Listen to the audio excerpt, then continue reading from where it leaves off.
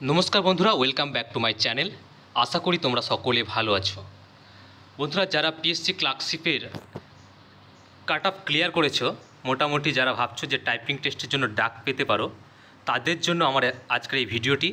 আজকে এই ভিডিওর মাধ্যমে টাইপিং টেস্ট সংক্রান্ত সমস্ত ডাউট কিন্তু ক্লিয়ার করে দেবো। এখানে দেখতে পাচ্ছি মোট 5টি প্রশ্ন বা ডাউট জানিয়ে আমি হাজির হয়েছি। এক এক করে সবগুলো করে কিন্তু ডিসকাস করব, তাই ভিডিওটি না টেনে সম্পূর্ণ দেখুন। প্রথমে যে প্রশ্নটি রয়েছে যে টাইপিং স্পিড কত লাগবে, আমরা সকলেই জানি, আবারও বলে দিচ্ছি।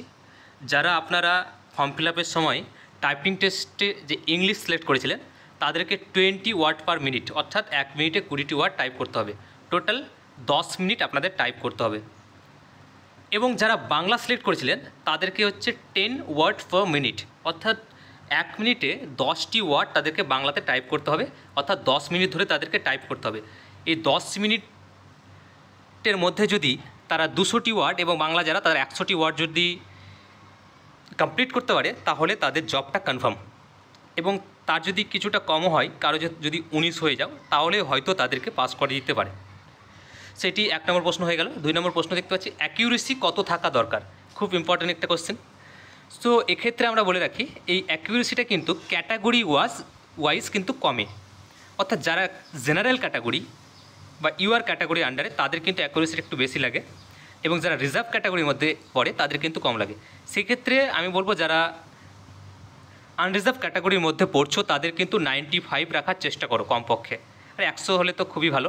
আর যারা হচ্ছে রিজার্ভ ক্যাটাগরির মধ্যে পড়ছো, তাদের 90+ রাখার চেষ্টা করো, তাহলে কিন্তু তোমরা টাইপিং টেস্টটা খুব সুন্দরভাবে ক্লিয়ার করতে পারবে।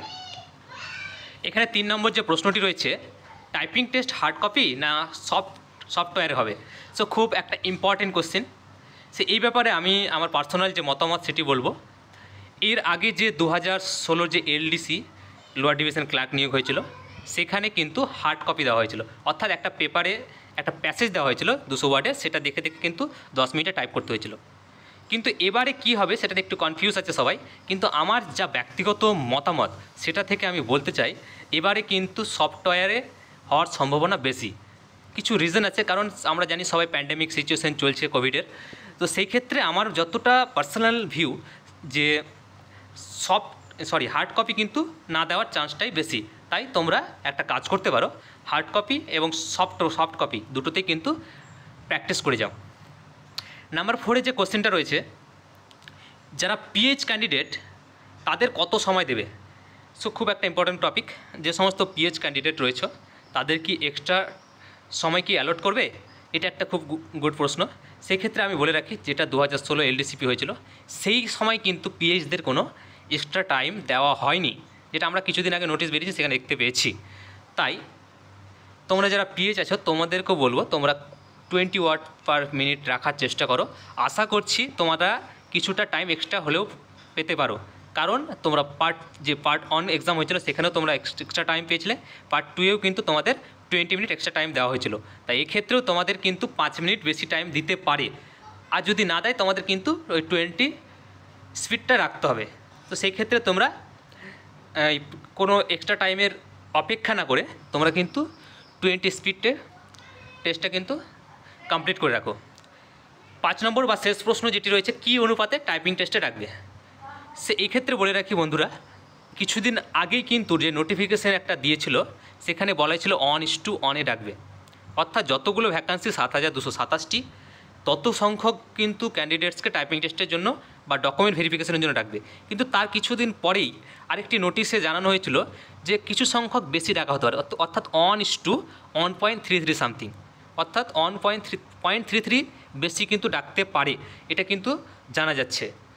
তো আরেকটি কথা আমি শেষে বলতে চাই, যে সমস্ত ক্যান্ডিডেটসদের বুঝতে পারছো না আমি টাইপিং টেস্টে ডাক পাবো কি পাবো না, অনেক কনফিউজে রয়েছে, তাদের জন্য একটাই বলতে চাই, আপনি যদি এখন ভাবেন যে আপনি টাইপিং টেস্টে ডাক পাবেন না, ধরে নিন আপনি টাইপিং টেস্ট বন্ধ করে দিলেন, কিন্তু হঠাৎ করে পিএসসি যে রিভাইজ শিডিউলটা জারি করবে, সেখানে দেখতে পেলেন আপনার নাম আছে, তখন আপনি কী করবেন, আপনি কিন্তু অন্যদের থেকে পিছিয়ে পড়বেন। আর তাছাড়া কিছু কিছু ক্যান্ডিডেট ভাবছে যে আমি তো টাইপিং টেস্ট মোটামুটি পারি, এই পরীক্ষার যে শিডিউলটা টাইপিং টেস্টে জারি হবে, তারপরেই প্র্যাকটিস করব। তাদেরকে বলে রাখি টাইপিং টেস্টে কিন্তু প্র্যাকটিসের মধ্যেই ডেভেলপ করে। তো সেই ক্ষেত্রে তোমরা যত প্র্যাকটিস করবে তত তোমাদের ইমপ্রুভ হবে। তাই তোমরা যদি ভাবো যে প্র্যাকটিস এখন ছেড়ে দিই আবার রেজাল্ট বেরোবে যখন তখন করব, সেক্ষেত্রে তোমাদের স্পিড তোলাটা একটু মুশকিল হয়ে যাবে। তাই কিন্তু তোমরা অল্প অল্প করে প্র্যাকটিস করে যাও। আর যারা তোমাদের বাড়িতে কম্পিউটার নেই, তোমরা কিন্তু এই মোবাইলের সাহায্যে কিন্তু ওটিজি কেবল দিয়ে কিবোর্ডে লাগিয়ে তোমরা টাইপ করতে পারো। সো এই ধরনের সমস্ত ইনকোয়ারিজ আমি তোমাদের তথ্য দিয়ে দিলাম। আশা করছি তোমরা অনেক উপকৃত হবে। আর এই ধরনের ভিডিও পেতে আমার যে চ্যানেলটি, সেই চ্যানেলটি সাবস্ক্রাইব করে দিন এবং পাশে থাকা যে রেড আইকনটি রয়েছে সেটি প্রেস করে দিন। ধন্যবাদ সকলকে।